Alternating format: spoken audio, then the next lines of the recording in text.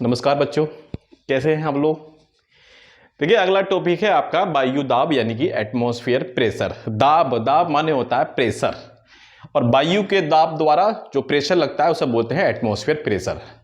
आप कहोगे सर तीसरा लेक्चर है वायु का, मतलब उसी से संबंधित है ये वायु दाब प्रेशर, वायु दाब एटमॉस्फेयर प्रेशर। तो बच्चों क्या करा जाए, एग्जाम में तो क्वेश्चन आते हैं, अगर सिलेबस सब कुछ करना है, संभावना ये बनानी है कि सारे क्वेश्चन हो लगभग लगभग, तो सब कुछ कवर करना पड़ेगा।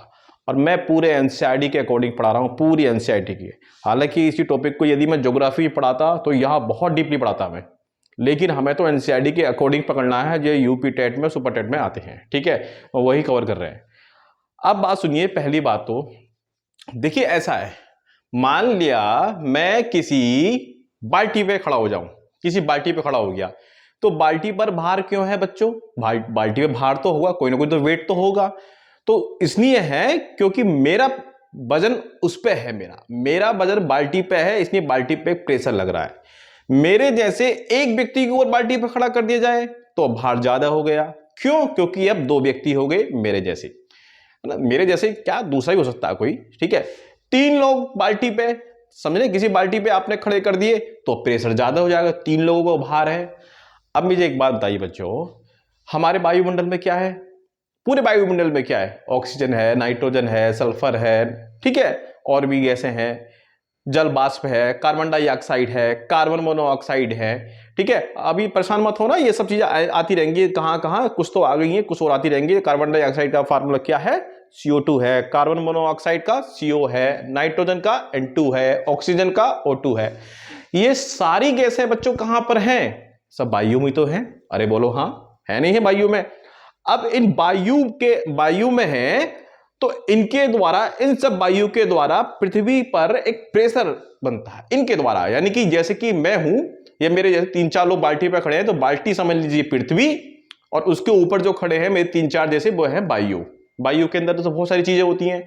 वायु को सिर्फ ऑक्सीजन ही मत समझना बच्चों, वायु के अंदर ऑक्सीजन के अलावा अन्य गैसें भी होती है, उन सबके द्वारा भार एक पृथ्वी पर लग रहा है। जैसे कि बाल्टी पृथ्वी और तीन चार मेरे जैसे, वो क्या हो गए? वायु। ऐसे ही अब पृथ्वी ओरिजिनल मान लीजिए आप, और उसके ऊपर क्या है बच्चों? वायु है। तो वायु के द्वारा क्या लगेगा? एक भार लगेगा, एक वजन लगेगा, प्रेशर लगेगा, दाब लगेगा। तो उस वायु के द्वारा पृथ्वी पर जो प्रेशर लगेगा, तो उसे क्या बोलेंगे बच्चों? उस वायु का दाब। इसे क्या बोलते हैं? वायु दाब बोलते हैं हम।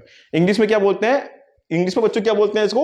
एटमॉस्फेयर प्रेशर बोलते हैं इसको, एटमॉस्फेयर प्रेशर बोलते हैं वायु के द्वारा भार। अब देखिए, इसी के द्वारा क्या होता है? बरसात होती है। समझना, ठीक है, समझना है आपको। छोटा सा टॉपिक है, ज्यादा बड़ा भी नहीं है, जल्दी खत्म कर देंगे इसको। अब देखिए, सबसे पहली बात तो ये थी कि वायु का जो भार के कारण जो पृथ्वी पर लिखा नहीं है मैंने अपने आप, पृथ्वी पर जो भार लगता है उसे क्या बोलते हैं हम? वायु दाब। वायु दाब बोलते हैं, यानी कि क्या बोलते हैं इंग्लिश में इसको? एटमॉस्फेयर प्रेशर बोलते हैं इसको। अब यहां पे यह है, आपने देखिए बरसात होने के लिए क्या जरूरी है, यानी कि कहीं बरसात होनी है, आंधी आना है, चक्रवात आना है, कुछ भी आना है, मेरी बात सुनिए। सबसे पहली बात तो देखिए, ये एक जो एनसीईआरटी के अकॉर्डिंग है वही पढ़ा रहा हूं। हालांकि ये अगर ज्योग्राफी में पढ़ते तो बहुत ज्यादा कहां की बात पढ़ते, तो ज्योग्राफी की दृष्टि से तो ये बहुत बड़ा चैप्टर है, लेकिन यूपी टेट सुपर टेट के हिसाब से ये इतना ही एनसीईआरटी में दे रखे हैं, यहीं से ही क्वेश्चन बनते हैं।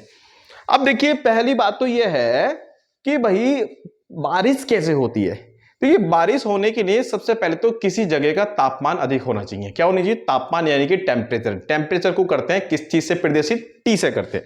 यहां पे समझ लीजिए, मान लिया ये कोई समुद्र है या ये एक स्थल है, स्थल, दोनों चीज मानिए आप, ठीक है, दोनों साथ साथ लेके चलेंगे। अब यहां पे क्या है? समुद्र है, ये है सूरज चाचा हमारे। कौन है चाचा? सूरज चाचा है हमारे ये। अब सूरज चाचा को गुस्सा आता है तो ये बहुत ज्यादा आग, यानी कि टेम्परेचर बहुत ज्यादा देते हैं, बहुत टेम्परेचर देंगे। अब बच्चों एक बात बताओ, ये टेम्परेचर कहां आया? ये टेम्परेचर आया आपका यहां, यानी कि समुद्र पर। और समुद्र के ऊपर क्या है बच्चों? जल है, जल जल जल। क्या है? जल है। अब इसके जल है, और साथ साथ में इसके समुद्र के ऊपर क्या है? बहुत सारे वायु है, नाइट्रोजन, ऑक्सीजन, सल्फर वगैरह सब वायु है। बात समझ में नहीं आ गई? इनके द्वारा क्या है? भार है। अब ये जब पानी गर्म होगा, क्योंकि सूरज चाचा है, तो समुद्र के ऊपर जो पानी है वो गर्म होगा नहीं होगा बच्चों? गर्म होगा।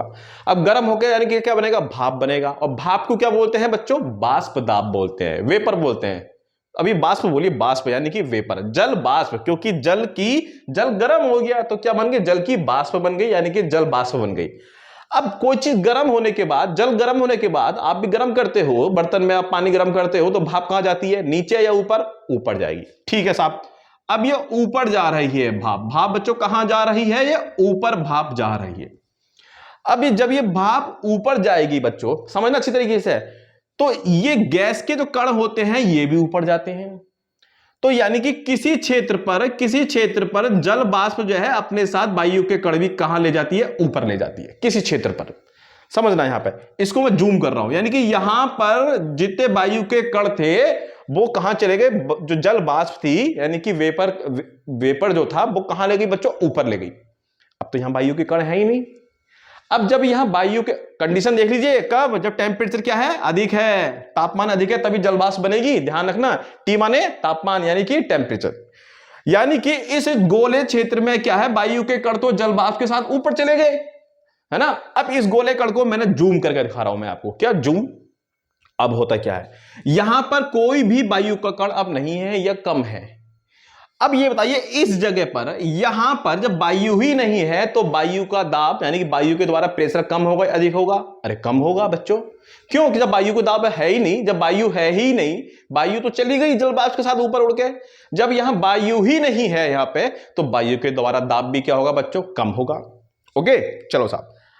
अब यानी कि दाब को बोलते हैं बच्चों प्रेशर, और प्रेशर क्या हो गया? कम हो गया। ये निशान है किसका? कम का। और ये निशान है तापमान जब अधिक होता है तो बच्चों यहां पर किसी जगह पर प्रेशर कम होता है। हमेशा ध्यान रखिए, तापमान का और दाब का इनवर्सली प्रोपोर्शनल, हिंदी में बोलते हैं व्युत्क्रमानुपाती संबंध होता है ना। यानी कि अगर ताप बढ़ेगा किसी जगह पे तो दाब अपने आप ही क्या होगा? घटेगा। और कहीं दाब बढ़ रहा है तो ताप घटेगा। अभी समझते हैं, परेशान मत होना बिल्कुल भी। लेकिन ध्यान रखना कि पी का प्रेशर, जो पी होता है वो हमेशा, टी ले लो ना, कोई बात नहीं, कुछ भी ले लो, टी जो होता है वो व्युत्क्रमानुपाती होता है किसके? पी के। हमेशा ध्यान रखना ये। ताप अधिक होगा तो दाब कम होगा, दाब अधिक होगा तो ताप कम होगा। उल्टा होता है हमेशा, दोनों में संबंध। जहां ताप अधिक होगा वहां दाब कम होगा। अब यहां आते हैं दोबारा बच्चों फिर। अब यहां पे हो गया दाब कम। प्रकृति का एक नियम है बच्चों, प्रकृति का एक नियम है कि वो खाली जगह को भरने की कोशिश करती है, जो प्रकृति होती है। जैसे जल की तरीके, जल का भी यही वो है। जल हमेशा कहां जाएगा? ऊपर को आप कहीं जल डालोगे तो जल अपना रास्ता वहां खोजेगा जहां पर नीचे होगा, है ना। और नीचे होगा, कहीं मान लिया यहां जल है बच्चों, और यहां पर हमने जल नीचे आ रहा है, और ये दीवार है, बहुत बड़ी दीवार, ये बहुत बड़ी दीवार है मान लिया, और यहां जल रुक गया और ऊपर से जल लगातार आ रहा है, तो ये जल जो है ऊपर जाएगा। क्यों? ताकि इसके लेवल में आ जाए, बराबर में आ जाए इसके। ये वैसे तो एक नियम होता है, ये साम्य अवस्था का नियम होता है। ये जो बच्चे साइंस के हैं उन्होंने इंटरमीडिएट में पढ़ा होगा, साम्य अवस्था इक्विलिब्रियम उसका नियम होता है ना। तो कहने का मतलब, अगर रोक लगा दी तो जल वहां तक जाएगा जब तक कि वो लेवल ऊपर नहीं हो जाएगा। जब लेवल ऊपर हो जाएगा तब दोनों साथ साथ, जल की जो लेवल है वो साथ साथ चलेगा। लेकिन जब तक ये लेवल बराबर नहीं हो जाता तब तक पानी बहते रहेगा, और जब लेवल बराबर आएगा तो साथ साथ। यानी कि जैसा जल जो होता है वो खाली जगह को, जहां खाली जगह है उसको भरने का प्रयास करता है। ऐसी प्रकृति होती है, प्रकृति भी यही होती है बच्चों। प्रकृति हमेशा, जो चीज प्रकृति को कहीं कोई नुकसान हो गया प्रकृति को, तो उस प्रकृति जो है वो उसकी भरपाई किसी न किसी रूप में जरूर करेगी। चाहे वो बाढ़ आए, तूफान आए, आंधी आए, भूकंप आए, कुछ भी आए, अपने आप को पृथ्वी बैलेंस जरूर करती है। ठीक है, वो अलग बात है कि यहां पे आप कोई औद्योगिक क्षेत्र बना रहे हो तो उसका प्रभाव किसी दूसरे क्षेत्र में भूकंप के रूप में, बाढ़ के रूप में दिखे। तो ये है, प्रकृति बदला जरूर लेती है, अपने आप को बैलेंस करती है। अब यही बच्चों यहां बैलेंस करना है। जब यहां पर इसके चारों ओर तो जल वाष्प जो थी बच्चों, वो चली गई, क्या लेके? वायु लेकर चली गई। वायु का मतलब होता है क्या? एयर लेकर चली गई, और यहां प्रेशर खत्म हो गया। अब जब यहां प्रेशर खत्म हो गया है बच्चों, ध्यान रखें, जब यहां प्रेशर खत्म हो गया है तो इस प्रेशर की भरपाई करने के लिए आसपास से हवाएं लौटकर यहां भरने का प्रयास करेंगी। इधर से हवाएं आएंगी, इधर से हवाएं आएंगी, इसको प्रयास करने की, इसको भरने का। जो प्रेशर कम हो गया है, प्रकृति जो है इस प्रेशर को जो है क्या करेगी, अपने आप को लेवल पर लाने की कोशिश करेगी कि अरे प्रेशर कम है, चलो इसकी भरपाई करो। क्यों? क्योंकि आसपास जो है प्रेशर अधिक हो गया है, क्योंकि वायु जो है वो आसपास तो पहुंच गई है जल वाष्प के साथ, यहां प्रेशर खत्म हो गया। ठीक है, तो हमेशा याद रखना कि ऊर्जा भी है, ऊर्जा जो होती है या ऊर्जा जो होती है, क्योंकि हमारा आपको बताऊं ये ऊपर ऊर्जा ही गई है, जो जल वाष्प अपने साथ वायु ले गई है, जल वाष्प गर्म है, गर्म क्या ऊर्जा है। तो ऊर्जा का प्रवाह जो होता है हमेशा वो उच्च स्तर से निम्न स्तर की ओर होता है। ठीक है, हीट का, ऊष्मा का प्रवाह, बच्चों ऊष्मा का प्रवाह कह रहा हूं मैं, ऊष्मा का, है ना, ऊष्मा भी एक प्रकार की ऊर्जा है, लेकिन यहां पे ऊष्मा बोल रहा हूं मैं, हीट बोल रहा हूं। तो वही चीज यहां पे लागू होती है बच्चों।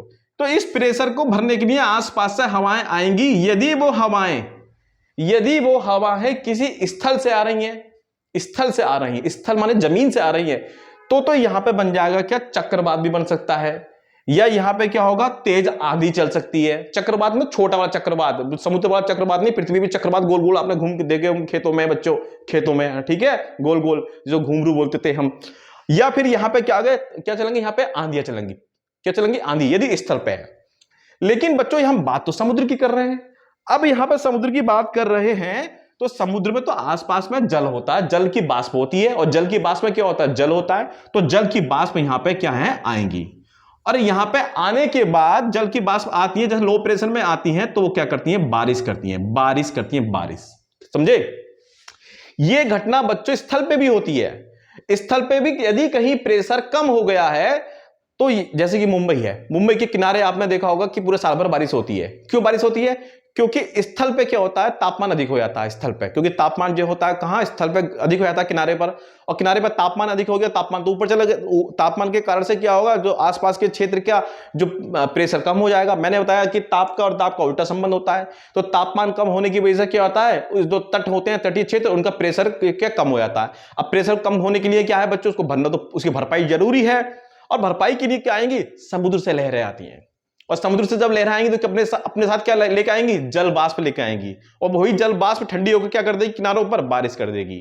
इसीलिए बच्चों समुद्र के जो तट के जो क्षेत्र होते हैं, अधिकतर समुद्र के तट पे जो शहर होते हैं या कुछ भी जो होते हैं, वहां पर क्या होता है, दिन में 1-2 बार प्रेशर कम हो जाता है, क्योंकि सूरज का प्रकाश स्थल पर ही पड़ता है, सूरज का प्रकाश कहां पड़ रहा है बच्चों, समुद्र पे भी।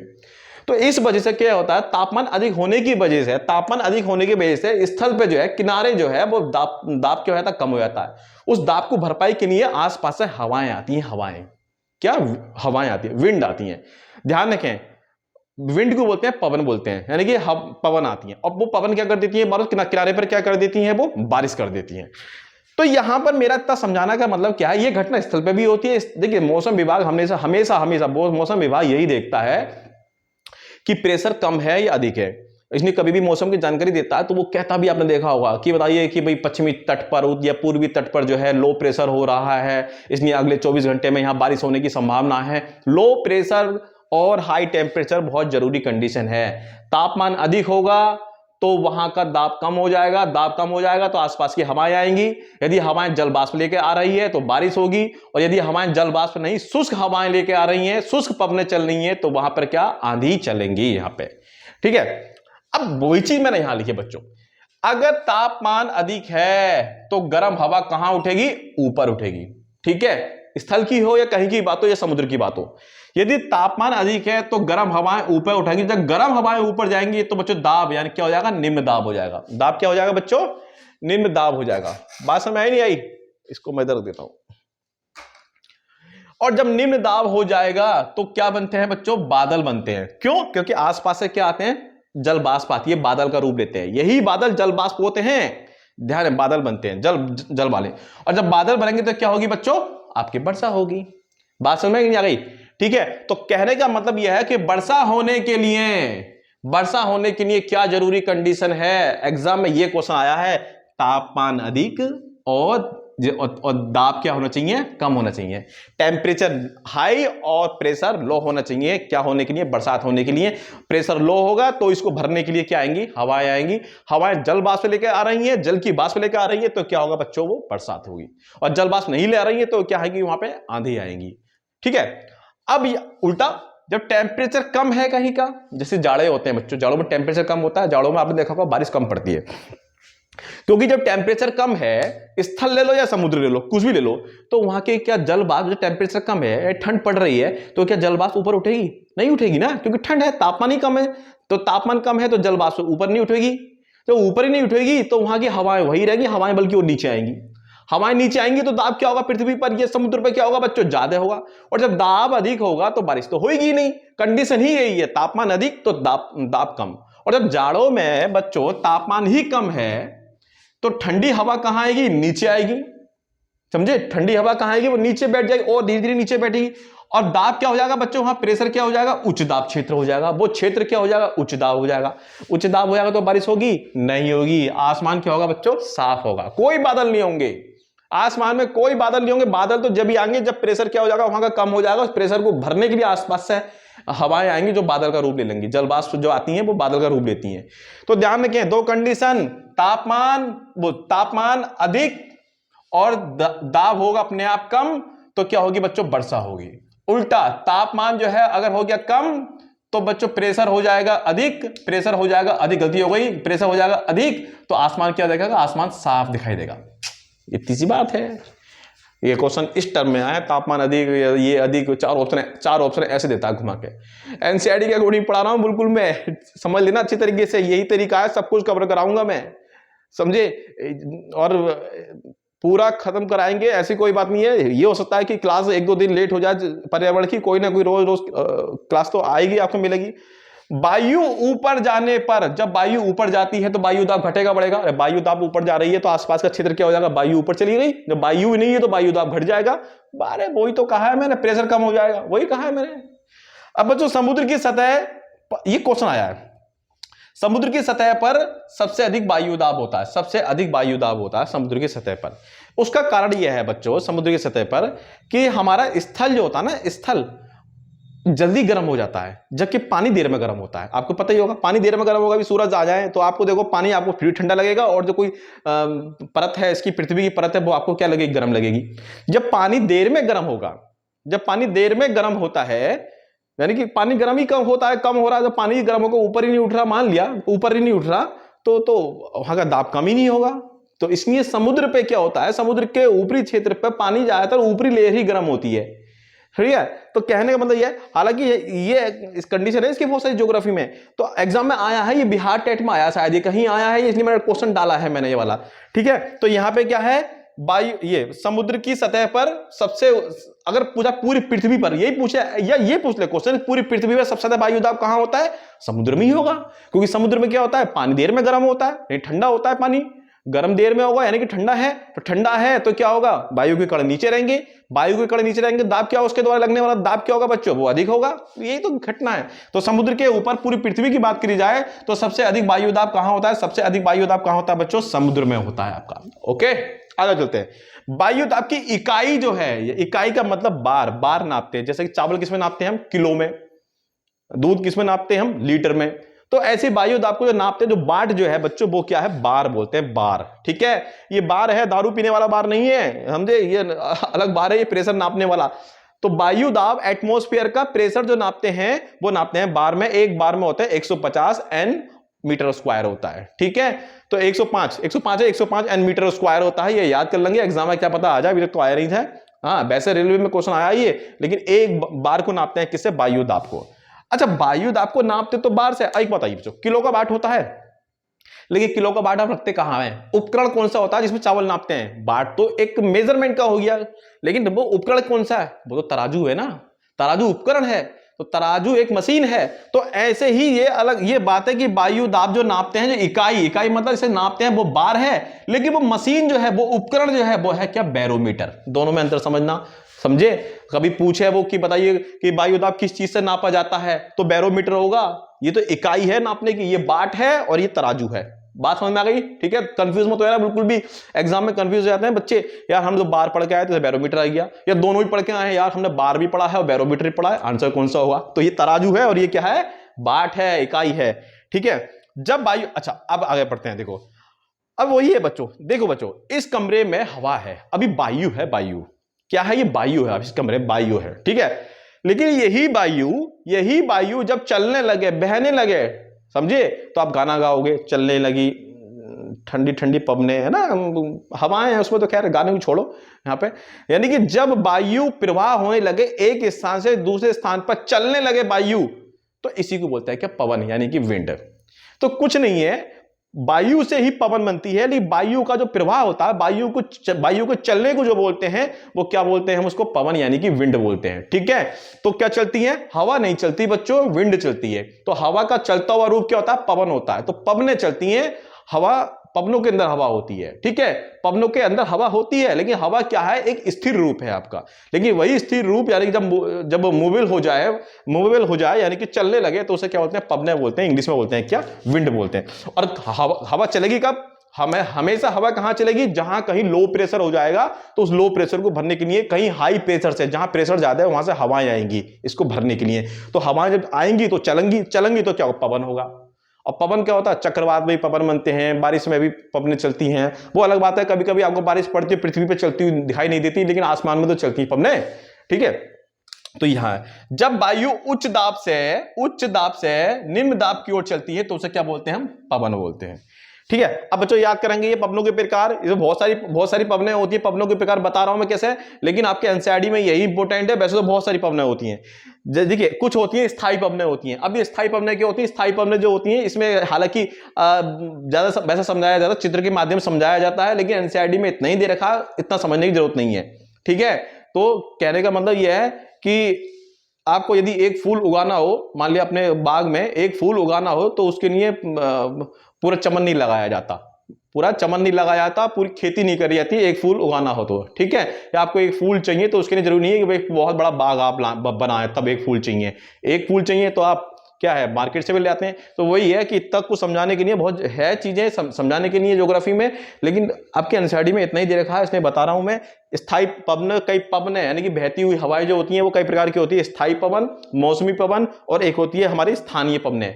बस थोड़ा समझ लेते हैं स्थायी पवन क्या होती है। स्थायी पवन वो होती है बच्चों, पछुआ पवनें और पूर्वी पवनें, ये पृथ्वी पर होती है बच्चों। पृथ्वी पर जो है पछुआ पवनें, और ये पूरे साल भर एक ही दिशा में बहती है, ये पूरे साल भर एक ही दिशा में चलती है, ध्यान रखेंगे, समझे।